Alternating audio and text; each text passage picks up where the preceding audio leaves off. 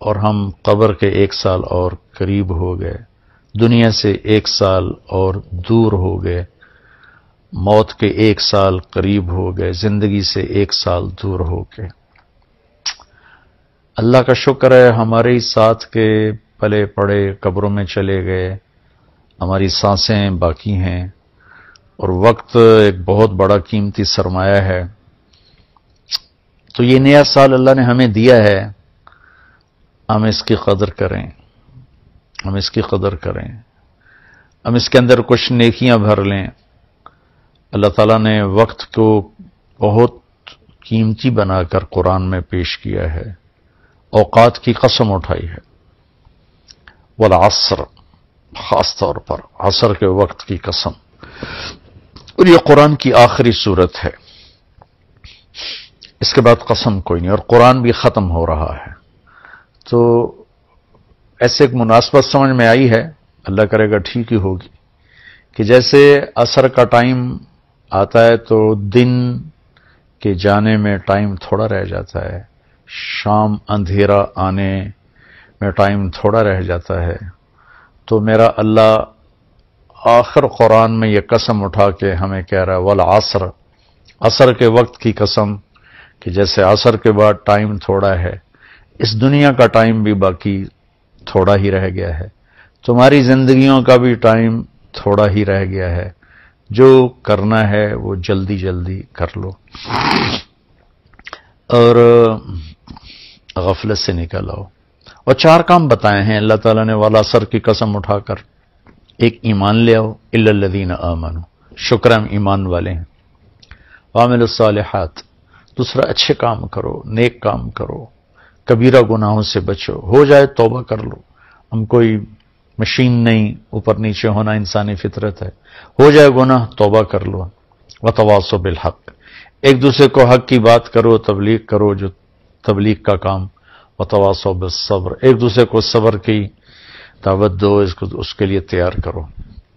تو اللہ نے ٹائم کو قیمتی کر کے پیش کیا ہے، قسم اٹھائی عصر کی، والشمس والضحاها، اللہ تعالیٰ نے چڑھتے دن کی قسم اٹھائی، واللیل اذا یغشی، اللہ نے رات کی قسم اٹھائی، والصبح اذا تنفس، اللہ نے صبح کی قسم اٹھائی، والفجر، اللہ تعالیٰ نے فجر کی قسم اٹھائی، ولیال عشر، 10 راتوں کی قسم اٹھائی، حج کے پہلے 10 دن، والشفع والوتر، اللہ نے 9 تاریخ 10 تاریخ کی قسم اٹھائی، پھر جن چیزوں سے ٹائم بنتا ہے ان کی قسم اٹھائی، والشمس وضحاها والقمر اذا تلاها، اللہ تعالیٰ نے سورج کی قسم اٹھائی، چاند کی قسم اٹھائی، والنجم اذا ہوا، اللہ نے ستاروں کی قسم اٹھائی، ان کی گردش سے ٹائم بنتا ہے۔ پھر ٹائم کی جو شکلیں ہیں، والنہار اذا تجلی، اللہ نے دن کی قسم اٹھائی، واللیل، رات کی قسم اٹھائی۔ تو جتنے ٹائم فگر ہیں بڑے، ان سب کی اللہ نے قسم اٹھائی ہے، دن کی، رات کی، عصر کی، چڑھتے دن کی، پھر خاص راتوں کی، صبح کے وقت کی، صبح صادق کے وقت کی، فجر کے وقت کی، پھر حج کی 10 راتوں کی، پھر حج کے 9 تاریخ کی، پھر عید کے دن 10 تاریخ کی۔ یہ قسم اٹھانا چیز میں طاقت پیدا کرنے اور اہمیت پیدا کرنے اور تاکید کے لیے ہوتا ہے۔ تو میرے بھائی بہنوں، اللہ نے وقت کی قسم اٹھا کر ہمیں تاکید کی ہے کہ ٹائم بہت قیمتی چیز ہے، اسے ضائع ہونے سے بچاؤ۔ کم از کم یہ ہے، اگر ہم نیکی نہیں کر سکتے تو کوئی گناہ نہ کریں، اور ہم بشر ہیں، گناہ ہو جائے تو توبہ کریں گے تو انشاءاللہ اللہ اپنے فضل و کرم سے معاف فرما دیں گے۔ تو نئے سال کا استقبال تو ہونا چاہیے شکر کے ساتھ، لیکن مغرب کی آندھیوں نے ہمارے بہت سے چراغ بجھا دیے، اور ہم بھی اس رات کو اس طرح مناتے ہیں جیسے وہ مناتے ہیں جن کے سامنے نہ جنت ہے، نہ جہنم ہے، نہ آخرت ہے۔ وہ تو بیچارے معذور لوگ ہیں، انہیں پتہ ہی کوئی نہیں، یعلمون ظاہرا من الحیات الدنیا وہم عن الآخرۃ ہم غافلون، انہیں آخرت کا پتہ نہیں، صرف یہی دنیا کو جنت بنانے کے چکر میں ہیں، تو وہ کر رہے ہیں۔ لیکن ان کی نقل میں ہماری نسل بھی راتوں کو اٹھ کر 12 بجے کیا کیا کیا کیا نافرمانیاں کرتے ہیں.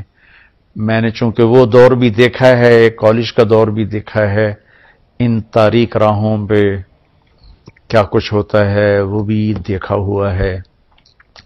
تو میں بہت عرصے سے میں 31 رات کو جاگتا ہوں، ٹھیک 12 بجے میں ایک دم اللہ کی بارگاہ میں سجدے میں گرتا ہوں، نفل پڑھتا ہوں، اور اس وقت میں کہتا ہوں یا اللہ تیرے محبوب کی امت کے جتنے نوجوان یا جتنے بڑے چھوٹے مرد عورت اس وقت نافرمانی کر رہے ہیں تو انہیں اپنے فضل سے معاف فرما دے. یا اللہ مجھے معاف فرما دے کہ میں نے ان کو بتایا نہیں، سمجھایا نہیں. اہل خیر، اہل دین، یہ ان کی ذمہ داری تھی کہ ان کو سمجھاتے، لیکن شیطان نے خلیج حائل کر دی، ہم ان سے متنفر ہو گئے، ان سے نفرت کرنے لگے. نفرت کرنا تو آسان کام ہے، نشہ پلا کے گرانا تو سب کو آتا ہے، مزہ تو تب ہے کہ گرتے کو تھام لے ساقی. جو ہمارے دینی طبقوں میں جو غفلت میں پڑے ہوئے لوگوں سے نفرت پیدا ہو گئی ہے، اور جو کچھ دین سے زیادہ دور لوگ ہیں ان کے دلوں میں دینداروں کی حقارت اور نفرت پیدا ہو گئی. یہ دونوں ایک طرف چلے گئے ہیں، دو کناروں پر چلے گئے ہیں. بھائی نیا سال ہے، جو لوگ میری بات سن رہے ہیں یقیناً سارے تو نہیں سنیں گے اور سارے پسند بھی نہیں کریں گے، لیکن جنہیں اچھی لگے ان کی خدمت میں گزارش کرتا ہوں کہ آئیے ہم اس نئے سال کو اسی طرح معصوم رکھیں جیسے اللہ نے معصوم ہماری گود میں اسے ڈال دیا ہے.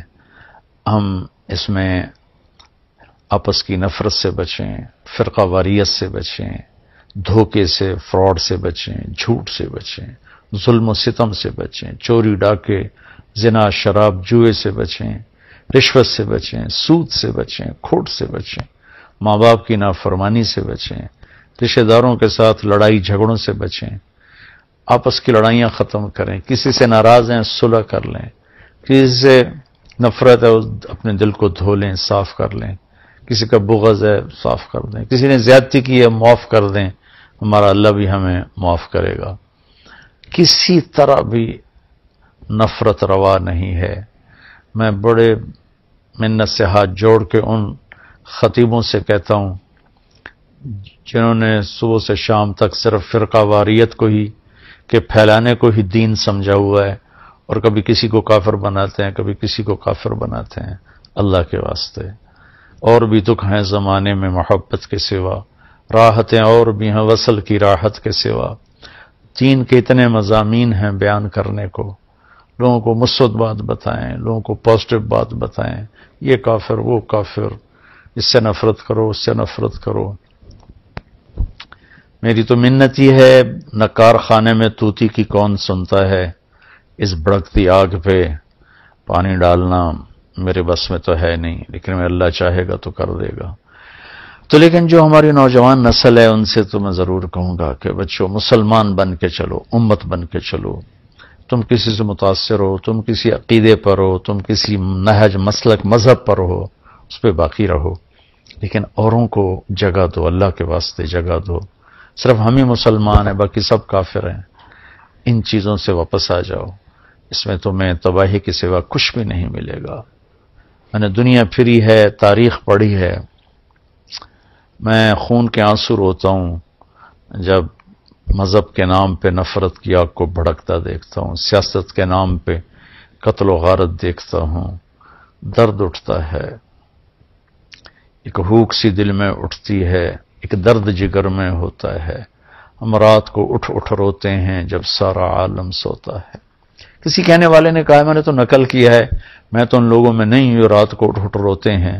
البتہ دکھ ضرور لیے پھرتا ہوں کہ کاش امت کے اندر محبت ہو، پیار ہو. افسران سے کہتا ہوں بددیانتی چھوڑ دو، مزدوروں سے کہتا ہوں خیانت چھوڑ دو، تاجروں سے کہتا ہوں کھوٹ ملاوٹ چھوڑ دو، ذمہ داروں سے کہتا ہوں تکبر ظلم و ستم چھوڑ دو، طاقتور سے کہتا ہوں اللہ کو یاد کرو، ایک دن طاقت کا نشہ اتر جائے گا، موت اٹھا کے سب کچھ لے جائے گی۔ چور ڈاکوؤں سے کہتا ہوں، ہمارے بچے ہو، ہمارے بھائی ہو، آ جاؤ ہم مل کے توبہ کریں۔ فضیل بن عیاض بہت بڑے ڈاکو تھے، ان پورا عراق ان کے نام سے تھر تھراتا تھا اور کانپتا تھا، لیکن جب توبہ کی تو ایسے بڑے ولایت کے مقام پر پہنچے کہ اس زمانے کے سارے اولیاء کرام ان کے سامنے گھٹنے ٹیک گئے۔ ڈاکو سے اتنے بڑے مقام پر پہنچے، بادشاہ وقت بھی ان کے سامنے بیٹھ کر کانپتے تھے، یا لوگ ان کے ظلم و ستم سے کانپتے تھے، یا پھر ان کی ہیبت اور معرفت الہی اور محبت اللہ کی اور دین کا مقام جو ملا، یا پھر اس سے لوگ ایسے کانپتے۔ ہارون رشید جیسا جابر بادشاہ عطیات کی شکل میں ان کے سامنے بیٹھتا تھا۔ اپنے ہی اور سب یہ غلط راستے ہیں۔ ظلم و ستم کا راستہ کبھی سکھ کا راستہ نہیں ہے۔ ممکن ہے آپ اپنی طاقت کے بلبوتے اور اپنے باڈی گارڈز پر 4 دن زندہ رہ جاؤ، لیکن آخر موت تو آئے گی نا۔ پھر قبر میں بہت خوفناک کام شروع ہو جائے گا کہ ظالم کے لیے زمین بہت تنگ ہو جاتی ہے۔ تو اب ہمارے بچے ہو، ہماری نسل ہو، میں تو تمہارے لیے بھی اتنا ہی درد رکھتا ہوں، کیونکہ ہمارا ہی بچہ بگڑا ہوا ہے۔ مائیں تو ڈاکو نہیں جنتی، مائیں تو چور نہیں جنتی، مائیں تو کسی کو ظالم نہیں جنتی۔